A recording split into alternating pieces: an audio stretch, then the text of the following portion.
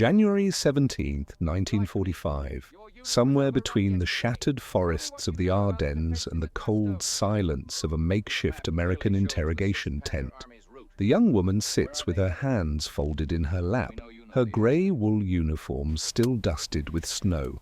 Her name is Greta Hoffmann, 22 years old, a member of the Reichsarbeitsdienst, the Reich Labor Service. She does not look like a soldier, she does not carry a weapon, but her eyes hold something the American captain across from her has seen 100 times before in this war. Exhaustion so deep it has replaced fear. Outside, the wind howls through the pines. Inside, a small kerosene heater hisses in the corner. She does not speak, she does not need to. The trembling of her fingers says everything. For 4 years, girls like Greta had been told they were building the future. They were not merely workers, they were architects of a new order, servants of the Volk, disciples of duty. They dug ditches, harvested potatoes, cleared rubble, and sang songs about sacrifice. They wore their uniforms with the same pride the soldiers wore theirs. They had been promised meaning, they had been promised purpose. But by the winter of 1945, as the Reich crumbled around them, many had come to realize what they truly were. Tools, discarded when broken, forgotten when no longer useful.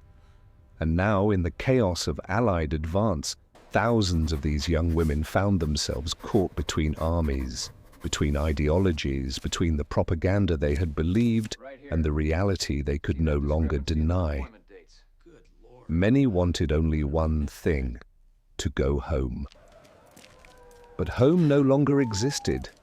The villages they remembered had been bombed, occupied, or erased from the map. Their families were scattered, their futures obliterated. And so, quietly, without ceremony or headlines, the Americans began arranging their return. The girls of the Reichsarbeitsdienst had not volunteered for glory. The labor service had been compulsory since 1939, mandatory for all German women between the ages of 17 and 25. It was sold to them as a rite of passage, a civic duty no less noble than military service. They were told they would serve 6 months, sometimes a year, before returning to normal life, to marriage, to motherhood, to the quiet rhythms of peacetime. But the war stretched on. 6 months became 12. 12 became 24. The promises faded. The songs grew hollow. By 1943, these girls were no longer planting gardens in the countryside. They were repairing bomb-damaged railroads, digging anti-tank trenches along the Siegfried Line, and clearing the bodies of air raid victims from the rubble of German cities. They worked 12-hour shifts in frozen fields and slept in unheated barracks. They ate watery soup and stale bread, their hands bled, their backs ached, and still they were told to smile, to sing, to believe. The propaganda films showed them laughing in the sunshine, arms linked, marching in neat columns. The reality was frost-blackened fingers, dysentery, and the constant gnawing fear that the front would reach them before the war ended. And in the winter of 1944, when the Western Allies broke through into Germany, that fear became fact. Greta Hoffmann had expected purpose. She found only chaos.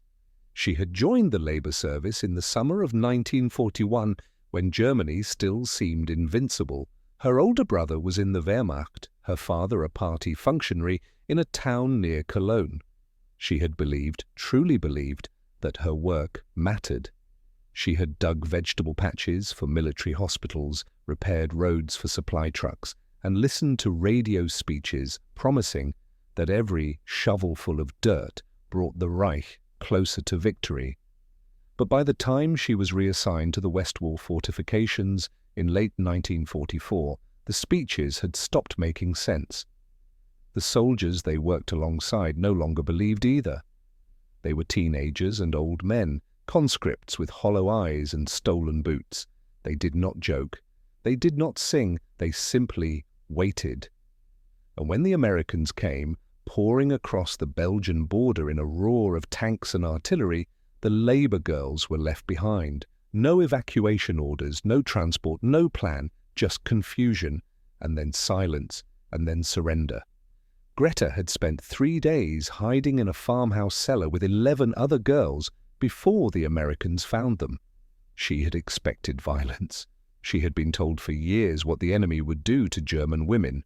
But when the GIs opened the cellar door, they brought chocolate bars and cigarettes and asked, in broken German, if anyone was hurt.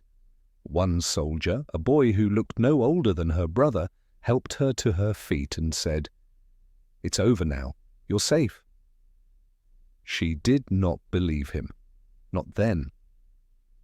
But weeks later, sitting in that interrogation tent, she began to understand that he had been telling the truth.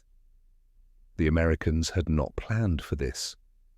The Allied command structure had prepared for armed resistance, for partisan attacks, for sabotage and espionage. They had not prepared for thousands of unarmed German girls stranded in occupied territory, begging to be sent home. The military government officials, fresh from training courses in civil administration, found themselves facing a humanitarian crisis no one had anticipated. These girls were not prisoners of war, they were not combatants. They were, in the cold, bureaucratic language of the occupation, displaced civilian personnel. But that language did not capture the desperation. It did not capture the letters they wrote, dozens every day, pleading for information about their families. It did not capture the way they stood at the gates of refugee camps, clutching photographs of children they had not seen in years. And it certainly did not capture the quiet horror that settled over the American officers who read their service records and realized how young they had been when the Reich conscripted them. Captain Robert Fisher, a civil affairs officer attached to the Ninth Army, later wrote in his diary, "These girls believed. They truly believed. And now they don't know what to believe anymore. They ask us if we're going to put them on trial. They ask if their families are dead. They ask if Germany will even exist when this is over. I don't have answers. All I can do is put them on trucks and hope there's something left for them to go home to." And that, quietly, is what the Americans did. There were no headlines, no photographs in Life magazine, no radio broadcasts celebrating mercy. The operation was logistical, not symbolic. Officers coordinated with the Red Cross, with Allied transport units, with German civil administrators in occupied zones. They verified identities, cross-referenced names with missing persons lists, and arranged convoys. Trucks carried the girls eastward, back toward the ruins of the Reich, back toward towns that no longer had roofs, or windows, or running water. Some were reunited with their families, many were not. But they were given the chance to try. The process was slow, frustrating, and deeply unglamorous. It involved paperwork, ration cards, medical screenings, and endless waiting. The girls slept in converted schoolhouses and warehouses, guarded not by barbed wire but by exhaustion. They were fed American rations, canned meat, powdered milk, white bread, and many cried when they tasted food that did not taste like sawdust and desperation. They were given soap, clean clothes, and blankets. And they were told, over and over, that they were not criminals, they were not monsters. They were simply young women who had been used by a regime that did not care whether they lived or died. This was not forgiveness, it was not redemption, it was something quieter, recognition.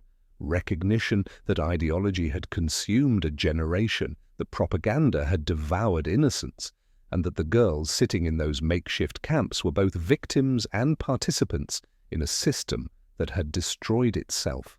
Greta Hoffmann returned to Cologne in March of 1945. The city she remembered no longer existed. The cathedral still stood, skeletal and blackened, but the streets around it were rubble. Her family's apartment building was gone, replaced by a crater filled with rainwater.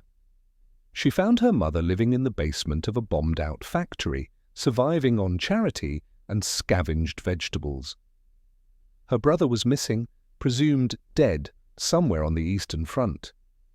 Her father had been arrested by the Allies, awaiting denazification hearings.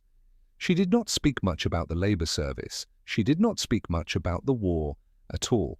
But in 1952, during an oral history project conducted by a German university, she was asked what she remembered most clearly from those final weeks in American custody.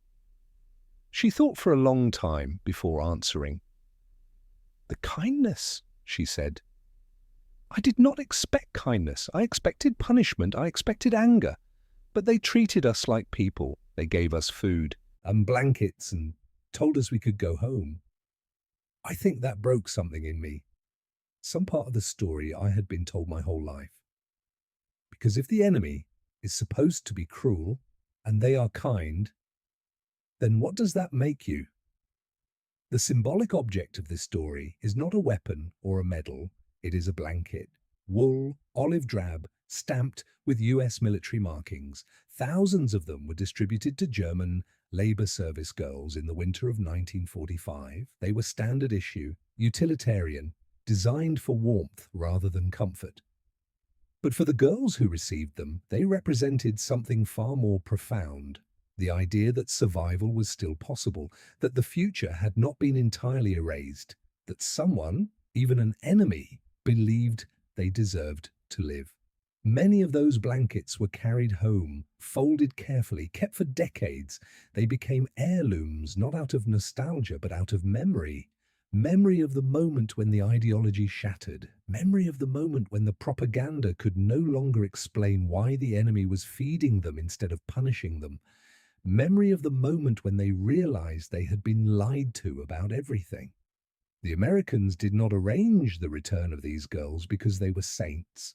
They did it because it was practical, because it was humane, and because it was the right thing to do. There was no grand strategy, no political calculation, no public relations campaign. It was simply men and women exhausted by war, recognizing exhaustion in others and choosing not to add to it.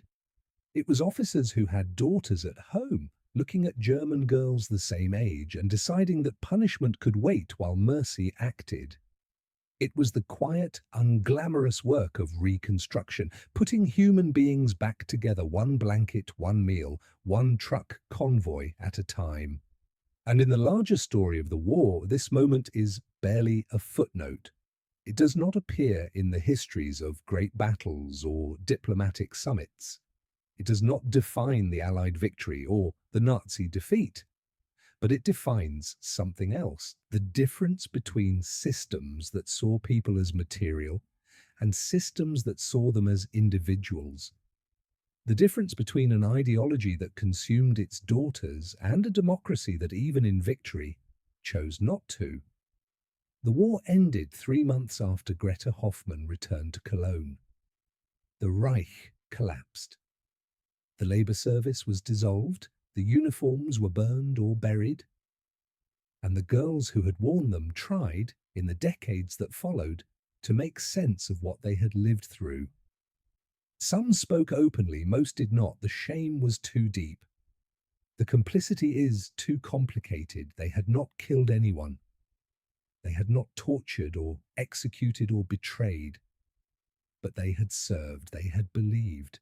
And that belief, more than any individual act, was the wound that never fully healed. But in those final weeks, as the trucks rolled eastward through the shattered landscape of the Third Reich, something else happened. A small, quiet recognition that even the most totalizing ideology could not erase the fundamental fact of human vulnerability. That even in the collapse of everything they had been taught, there was still the possibility of return. Not to innocence. Innocence was gone forever. But to something simpler and perhaps more important, the chance to begin again. The Americans did not save these girls, they did not absolve them, but they gave them what the Reich never had, the choice to go home. And in the wreckage of 1945, that choice was everything.